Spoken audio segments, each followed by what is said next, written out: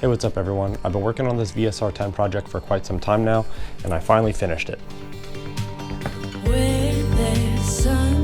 Alright, it's a toy gun, we don't need the dramatic music. Anyway, I finally finished this thing. I don't even know where to begin. I guess we can start with what it is. It's an EBR stock Vsr-10 with a Wolverine bolt and a Polarstar UGS CO2 adapter. This airsoft sniper rifle can be spring, HPA, or CO2, which I will get to shortly. The front half of the gun is a Well MB-10, which is a Vsr compatible airsoft sniper rifle. And by that, I mean that it takes Vsr-10 magazines. I chopped the front of it off, chopped up the back of it, and I was able to mount an EBR stock. It wasn't the sturdiest thing once I put the stock on, so I made these steel side braces that bolt to the gun, and for the way I hacked it up, it's actually pretty solid. I also made a carbon fiber barrel with a TDC mod, carbon fiber cheek plate. This grip is actually just a mag pull. Like I said, it takes VSR magazines. This mock mag is just the maple leaf mag holder, which is nice because you can hold a spare magazine there. All right, so let me show you how it works. Right now the gun is spring. Works just like a normal spring sniper rifle, and I got extremely lucky that the bolt actually clears the Polarstar UGS. I was pretty happy about how close that was. You can change it to HPA or CO2. So we'll just take the mag out. I have the scope come off really fast. And then all you have to do is just take these two pins out here. And the whole gun will come apart. Receiver and barrel lifts out of the stock. Barrel comes out of the receiver. And then I'm gonna set this receiver aside. This is a HPA receiver. This has a Wolverine bolt in it. Barrel on the new receiver. The battery actually fits right here. Then you just drop the assembly back into the stock. Put your pins back in. Once you put the HPA receiver in, I have a fitting right here to power the gun. Put the scope back on. Now it can be CO2 or HPA. For HPA, you just need an air tank, which I actually have right here. Let's hook this up.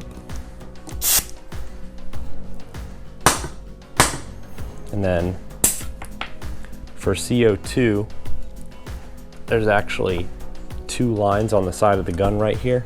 I just take the HPA line out and plug the CO2 line in. And then you take the cap off the Polarstar UGS. I actually forgot the CO2 cartridge and I went to get one. I'll just cut all that out. Anyway, put your cartridge in there. Then you just puncture it with the UGS. And then it's CO2. So originally, when I was building this, I had a Wolverine Wraith. But the only thing I didn't like about that was it had a twist lock cap, which was really nice because it was really fast to change the CO2 cartridges, except over time, the puncture point would change and then sometimes the cartridge wouldn't puncture. Now the threaded cap is really nice, but it has a special multi-thread, which when you turn the cap, you're actually covering more distance, but it can be a pain in the ass to start. You'll see later on in the video. I really like the Wolverine bolt. Yes, this is the electronic one if you saw the battery. Please don't tell me to get the Bolt M. I don't like it. I like the electronic bolt a lot better. It has a nicer straight pull when you're reloading fast. It has the ability to put on different triggers, which I have this pretty cool looking straight blade purple trigger that I put on it. And the battery for me isn't really a downside. So what I did was I took this gun to the field and I played with it as CO2, HPA, and spring. That way you can see it operate with all the different power sources. But before we jump to the gameplay, I just want to give a huge thanks to Daniel Beasley. He took the time to make me a new intro clip, which I'll show you shortly. Other than that, I don't have much else to say about my project gun. So without further ado, I will show you this thing in action.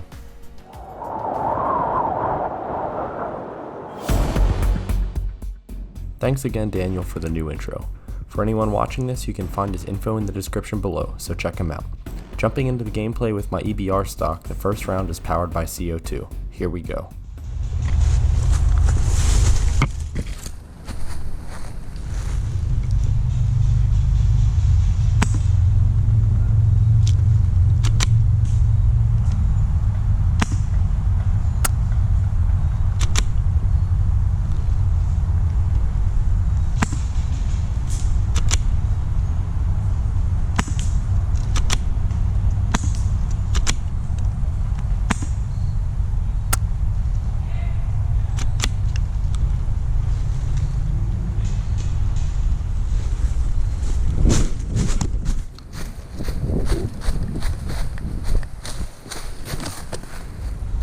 got a lot of them pushing left, so... Oh, I see one. Got him. This one's actually doing insane. Guy in the same spot. Oh, he's on me. He's on me. He knows where I am. I don't know about you.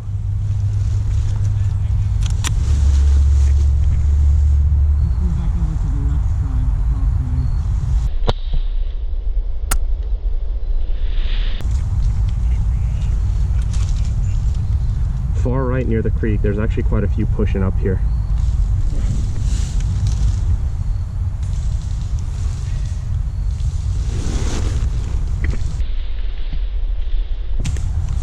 Guys running up on Zane.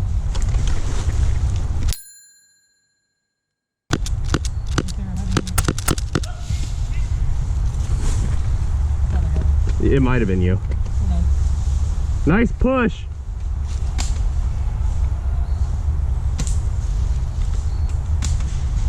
Who are you shooting at? White t-shirt guy. Not my freaking scope.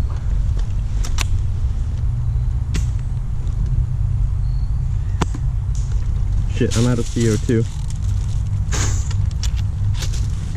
In the beginning I mentioned how I chose the Polarstar UGS over the Wolverine Wraith. I like the idea of a threaded cap only because setting the puncture point would no longer be a concern. However, I'm still getting used to the special multi-start thread design on the Polarstar UGS. Once started, the UGS cap will cover more distance while turning it, if you can start it. Unfortunately, I fiddled with the cap for too long, and by the time I punctured a new CO2 cartridge, the enemy had pushed up and took me out. I would if I could get this. Oh, there we go.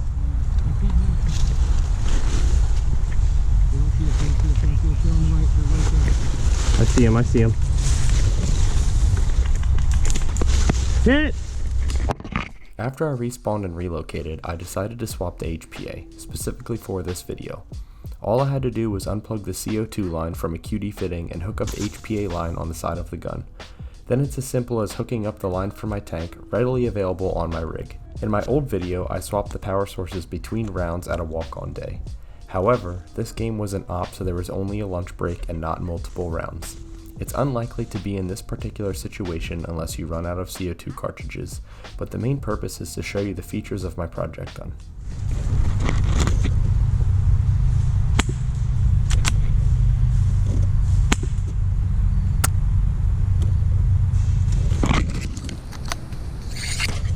Shortly after this HPA powered kill, it was lunchtime. In the future I will get more game time with this gun powered by HPA. For now, you get the point. But I'm not done yet. During the lunch break I converted my EBR Vsr contraption to a spring powered sniper rifle. I removed the takedown pins like I showed you in the beginning of this video, and dropped in my fully upgraded spring receiver.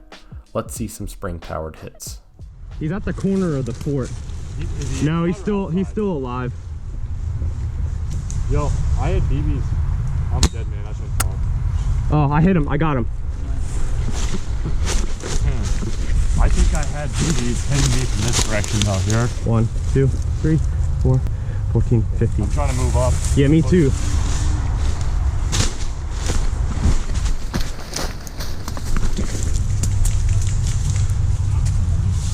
Where's that coming from?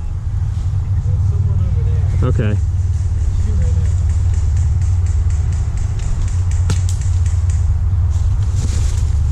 Moving. There he is. I see him. Still see him. Oh, I got a shot on him. I got him. Listen, you got him or I got him? One of us did. We probably hit him at the same time. All right, Zach, I'm gonna try and stay low and get to you.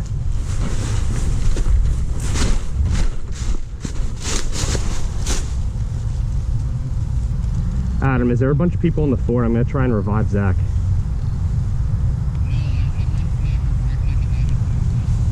All right, I'm gonna go for Zach.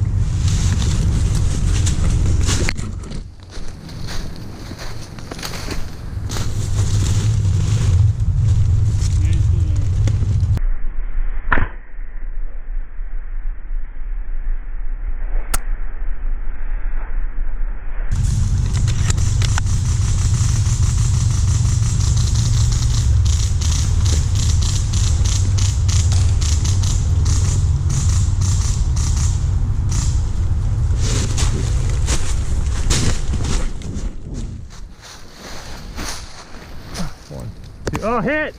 I might as well go back there. Yeah, we'll just both go back. So this is the end. I will edit and upload full gameplays with this custom Vsr-10 another time. I hope you enjoyed my video. I spent a lot of time at the chop shop building this thing. Is it super practical? No.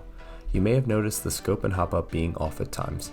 That's one downside since those things can be affected every time the gun comes apart. But under normal circumstances, I would take the time to dial in my gun before hitting the field. Overall, I really like this gun because I like options. Anyway, thanks for checking out my video. Don't forget to subscribe, and if you're into modifying your airsoft sniper rifle, hit me up for a custom tearing carving stock. See you next time.